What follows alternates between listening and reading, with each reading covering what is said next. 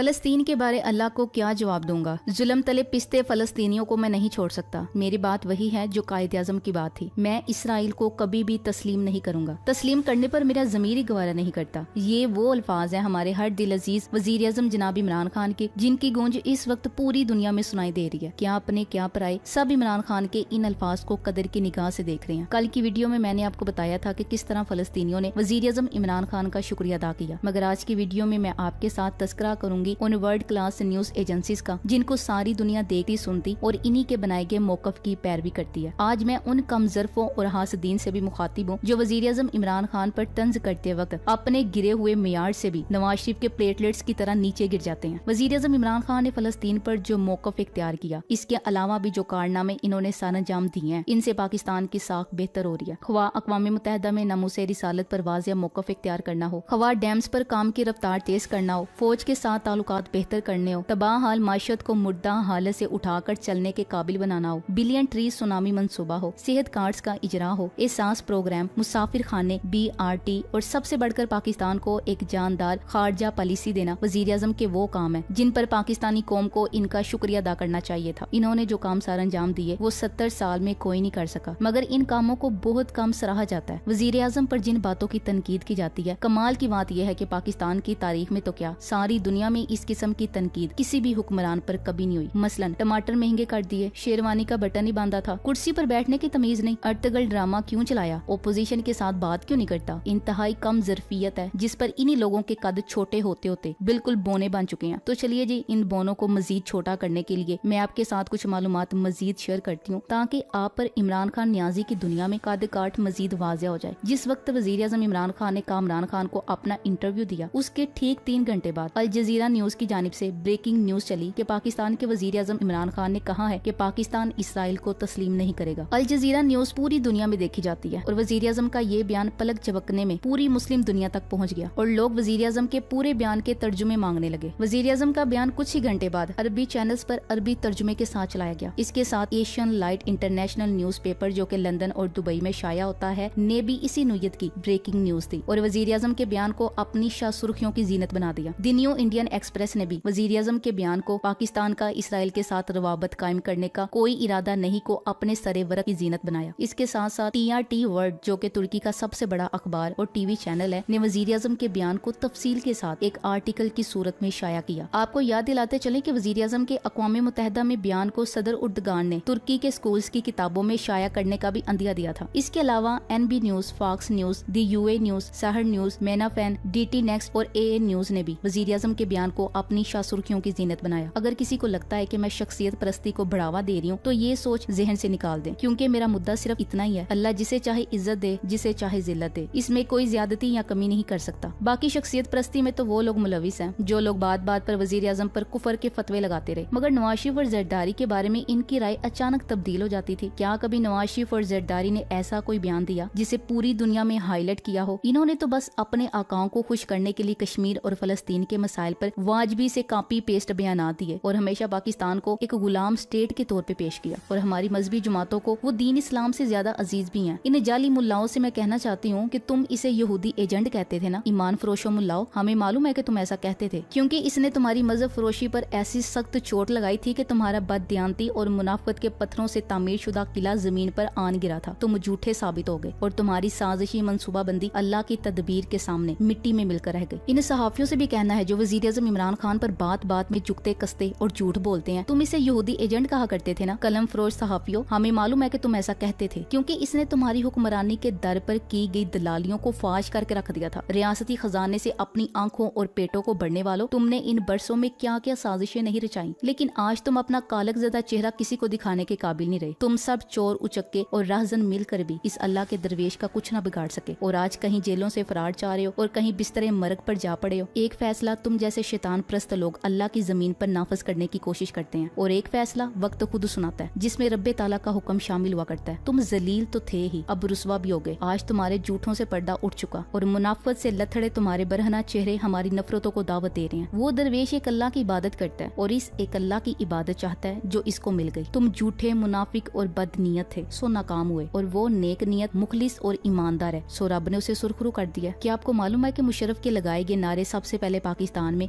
मजहब बेजार और देसी साख्ता लिबरल्स के लिए बड़ी कशिश थी। वजह यह कि इनको वतनीयत के नाम पर मजहब से अलग होने और प्रोपेगेंडा करने का मौका मिल जाता था। रियासत की बजाय अपनी नस्ल और जुबान को फोकियत देने वाले भी बराबर के खुश होते हैं, क्योंकि इनका सबसे बड़ा टारगेट मजहब पीछे रह जाता और बाकी जो रियासत बचती है उसे वो बासानी कोई और आड़ लेकर मलून कर सकते हैं। इन मलूनों के भी अरमान खाक में मिल चुके हैं। इन खूनी लिबरल से भी कहना था कि जमादारी मुश्किल काम है, खास तौर पर अगर दूसरे मुल्क की करनी पड़े। अबराम नजद की परस्तिश करने वालों को तो इसराइल से दोस्ती के फवायद बयान करने ही थे। लोकली मैन्युफैक्चर्ड लिबरल्स ने भी हीले बहानों से नेतन्याहू से याराने के फजाइल बयान करने शुरू कर दिए। इसमें एक बत्ती इसराइल से दोस्ती रचाकर भारत को सफारती महाज पर बिछाड़ देने वाले ट्रक ही है, जिसे सुबह शाम टाकी मारकर चमकाया जा रहा है। बकौल इनके बस इधर पाकिस्तान ने इसराइल को तस्लीम करना है और उधर इन्होंने अपने साल पुराने आजमूदा दोस्त और स्ट्रेटेजिक पार्टनर भारत को दिल्ली के लाल किले के सामने कान पकड़वा देने हैं। जब तारीख को नजरअंदाज करके फर्ज करने की बात आ जाए तो अंजाम अंधा कुआं हुआ करता है। हम इसराइल को तस्लीम कर लेंगे तो वो भारत के साथ ये कर देगा, वो कर देगा, छोड़ देगा और मुंह मोड़ लेगा। सब फर्ज की हुई वो चीजें हैं जिनको तारीख करारा थप्पड़ मुंह पर रसीद करती है। वैसे बताइए जरा, भारत को क्यों तनहा छोड़ देगा वो? इनका दिमाग खराब है क्या आपकी तरह? पीछे तारीख में क्या जाना। उधर इन्होंने अमारातियों के मुंह से दोस्ती की बात उगलवाई और अगले ही दिन गजा पर बमबारी शुरू कर दी। तुम लोग क्या जानो यार कि वो करते क्या है और इनका तरीका वारदात क्या होता है। तारीख बताती है कि ये जिनकी गोद में बैठे उन्हीं की दाढ़ी को सबसे पहले नोचा है और चोर चोरी से जाता है, फेरा फेरी से नहीं। अभी महज 100 साल पहले उस्मानियों के जेरे साया परवरिश पाकर उन्हीं की ईंट से ईंट बजाने वाले कोई और नहीं थे। एक तरफ कहका लगाते हुए कहते हैं कि बेवकूफ पाकिस्तानी समझते हैं कि इसराइल पाकिस्तानी मिलिट्री पावर से डरता है और दूसरी तरफ खुद ही कह रहे हैं कि इसराइल इसलिए भारत की मदद करता है ताकि पाकिस्तान की मिलिट्री पावर को खत्म किया जा सके। यानी कुछ भी दिया और हम सुनते रहे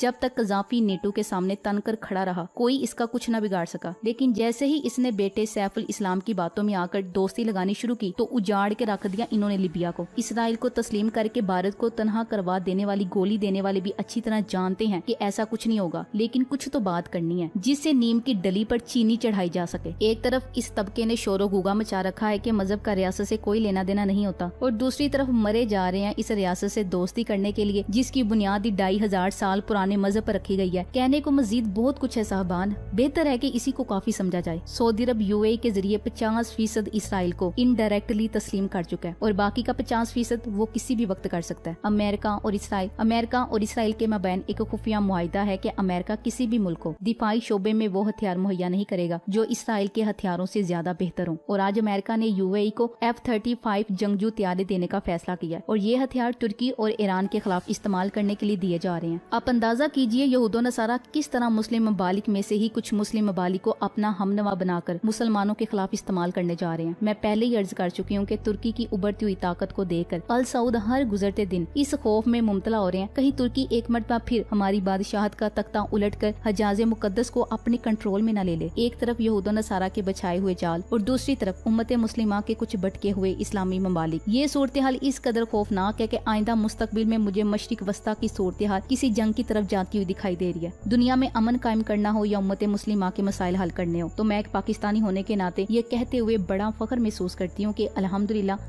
मैं उस मुल्क की शहरी हूँ जिसके मुल्क ने हमेशा ही दुनिया में अमन कायम करने के लिए शुरू से लेकर आज तक इंतहाई खूबसूरत और काबिल तारीफ किरदार अदा किया। लाखों जानों की कुर्बानी दी, अरबों डॉलरों का माशी नुकसान किया। जिस मुल्क के वजीर आजम ने खुलकर हमेशा इसराइल और भारत की मुखालफत की है, लेकिन इसके बावजूद भी पाकिस्तान की तरजीहात में हमेशा ही दो चीजें शामिल रही हैं। एक दुनिया में अमन कायम हो और दूसरा उम्मत मुस्लिमा के तमाम इस्लामी ममालिक के इख्तलाफात खत्म करवाकर इन्हें एक प्लेटफॉर्म पर इकट्ठा करना हो। और वजीर आजम इमरान खान का पॉलिसी स्टेटमेंट यही वाजिया कर रहा है। एक तरफ सऊदी अरब, यूएई, उर्दन, बहरैन, ओमान, मिस्र, सूडान और लेबनान समेत ये इस्लामी ममालिक अमेरिका और इसराइल के ब्लॉक में घुस चुके हैं और दूसरी तरफ पाकिस्तान, ईरान, तुर्की, मलेशिया, रूस, चीन और सेंट्रल एशिया के इस्लामी ममालिक इसराइली और अमरीकी दहशतगर्दों के खिलाफ एक नया ब्लॉक बना रहे हैं। अब सबसे बड़ी जिम्मेदारी पाकिस्तान के ऊपर आन पड़ी है और मुझे इस बड़ी और मुश्किल तरीन जिम्मेदारी को देखकर कोई परेशानी नहीं बल्कि फख्र है कि इस्लाम का किला करार दिया जाने वाला इस्लामी जमहूरिया पाकिस्तान आकर आज उस मुकाम पर पहुंच चुका है जिस मुकाम पर पहुंचकर दुनिया के मुस्तकबिल के फैसले इंशाल्लाह पाकिस्तान की मर्जी से होने हैं। पहली कोशिश पाकिस्तान की यही होगी कि सऊदी अरब समेत इन दीगर भटके हुए इस्लामी ममालिक को राह रास्त पर लाया जाए ताकि उम्मत मुस्लिमा किसी मुसीबत का शिकार न हो जाए। और अगर खुदा न खास्ता पाकिस्तान इस कोशिश में नाकाम हुआ तो मेरी बात ये कबायली बुद्धू कान खोल कर सुन ले, इनकी ये बादशाहत भी खत्म होगी और ये रुस्वा भी होंगे। इनकी भलाई उम्मत मुस्लिमा के साथ मिलकर चलने में ही है, न कि अमेरिका और इसराइल के साथ मिलकर चलने में। ये नाकामी फकत इन अरब ममालिक की होगी जो आज अल्लाह और मोहम्मद की तालीमात को बुलाकर अमेरिका और इसराइल की तालीमात पर ईमान लाते हुए इस्लाम उम्मत मुस्लिमा पाकिस्तान, तुर्की और ईरान के दुश्मनों को अपना मसीहा समझते हुए इनकी गोद में जा बैठे हैं। और इन्हें एहसास उस वक्त होगा जब ये इसराइल और अमेरिका ही के हाथों दुनिया में जिल्लत अमेज रुसवाई से दोचार होंगे। वरना अल्हम्दुलिल्लाह मेरे मुल्क पाकिस्तान समेत तुर्की, ईरान और दीगर इस्लामी ममालिक का उभरता हुआ एक नया ब्लॉक बिल्कुल तैयार है। पाकिस्तान अब इंशाल्लाह टेक ऑफ करते हुए अपने इस हकीकी मुकाम की तरफ गामजन होगा। Thanks for watching. Allah Hafiz.